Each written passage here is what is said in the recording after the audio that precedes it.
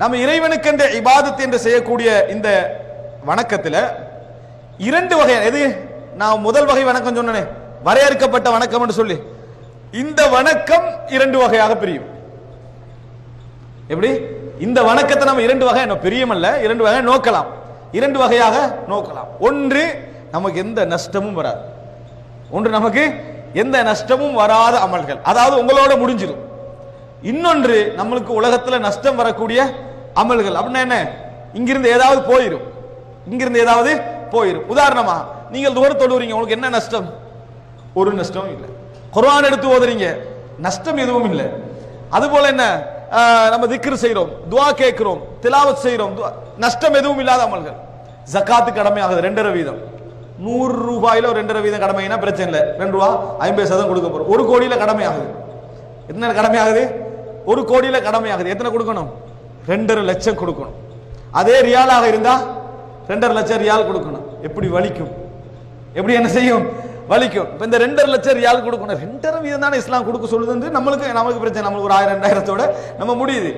1 கோடி 100 கோடி என்று இருக்கிறோம், அவனுக்கு என்ன செய்யும், வலிக்கத்தான் செய்யும். அவனுக்கு வருஷம் இப்பதானா கொடுத்தோம் சக்காத், அதுக்குள்ள என்ன செஞ்சுட்டு அடுத்த வருஷம் வந்த மாதிரியே அவனுக்கு ஒரு இது இருக்கு. அந்த 2.5 லட்சம் கொடுக்கிற நேரத்தில் இதை கொடுப்பது என்பது அவனுக்கு துஹர் தொழுகிறது, சுபஹ் தொழுகிறது, அஸ்ர் தொழுகிறது, மக்ரிப் தொழுகிறது, இஷா தொழுகிறது, குர்ஆன் ஓதுறது, திக்ர், இது எல்லாத்தையும் விட பாரு, இதெல்லாவற்றை விட சுபஹ் ஒரு 10 முறை தொலை சொல்லி இருந்தா கூட பரவாயில்ல.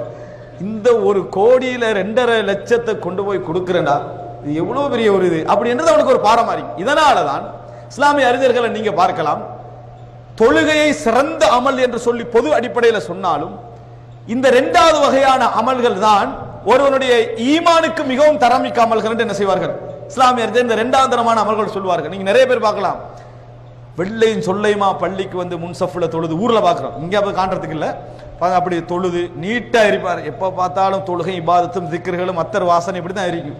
ஆனா ஜும்மாவுக்கு கடை மூடப்படாது, ஜும்மாவுக்கு கடை மூடப்படாது.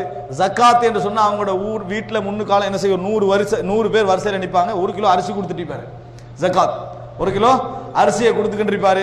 இந்த மாதிரி நிலவில் அப்ப ஏன் அவர்களுக்கு குர்ஆன் நான் வந்து கிட்டத்தட்ட ஒரு 30 தமாம் பண்ணிட்டேன், 10 யார்கிட்டயா வாங்கிப்பாரு, விளங்கிட்டா வாங்குறதுக்கு தானே தமாம். இப்ப தெரிந்தானே உங்களுக்கு, அதை நூலில் கட்டி வச்சிருப்பாங்க, குர்ஆன் ஓதி ஓதியெல்லாம் முடிச்சு ஒரு 10 கட்டி வச்சிருப்பாங்க, தமாம் முடிச்சது. உங்களுக்கு ஒரு தமாம் தாங்க முடிஞ்சாச்சு, அது அவுத்து விட்டா என்னது தமாம் அவருக்கு போயிடும். இப்படி கொஞ்சம் காலம் இருந்தது, இப்ப இல்லைன்னு நினைக்கிறேன். ஆனா நூல் முடிச்சு அதை அவுத்து விட்டாருன்னா அவருக்கு தமாம் போயிடும், 100 ரூபாய் இவங்களுக்கு போயிடும். இந்த மாதிரி கொஞ்சம் தமாமெல்லாம் என்ன செஞ்சது இருந்தது. இவங்க என்ன தொழுக இபாதத்து குர்ஆன் ஓதலாம் அழகா இருப்பாங்க. ஆனா ஃபுலூஸ் வந்துட்டா அந்த இபாதத்தை நம்ம அல்லாஹ் தஆலா குர்ஆன் தொழுகையுமே போதும், நம்மளே எல்லாம் மன்னிச்சிருவான். இதுல மன்னிச்சிருவானா? இதுக்கு பேர் நஷ்டமடையக்கூடிய அமல்கள். இதுக்கு பேர் என்ன? நஷ்டமடையக்கூடிய அமல்கள்.